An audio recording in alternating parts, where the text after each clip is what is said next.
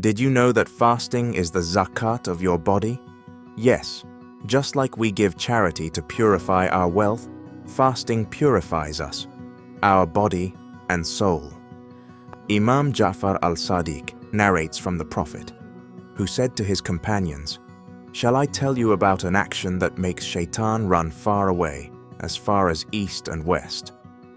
Then the Prophet said, "Fasting darkens shaitan's face, charity breaks his back, love of Allah and good deeds cut off his roots, and istighfar, seeking forgiveness, cuts his lifeline." And then the Prophet said, "Everything has a zakat, and the zakat of the body is fasting. So this Ramadan, let's give our bodies the zakat they deserve. Fast, purify, and grow closer to Allah."